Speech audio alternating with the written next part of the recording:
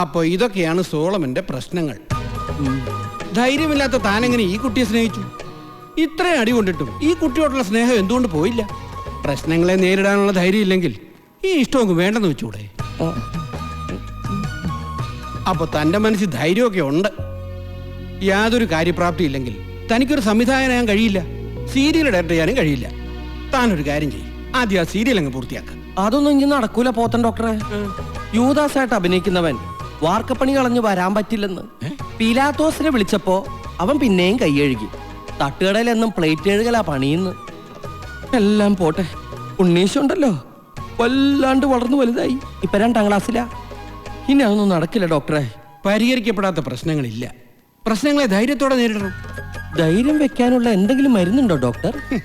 മരുന്നോ? മനസ്സാണ് ഏറ്റവും വലിയ മരുന്ന്. ഇത് കൗൺസിലിംഗ് കൊണ്ട് ശരിയാക്കാനുള്ളതേ ഉള്ളൂ. ധൈര്യമായിട്ടിരുന്നുള്ളൂ. ധൈര്യം ഇല്ലല്ലോ ഡോക്ടർ.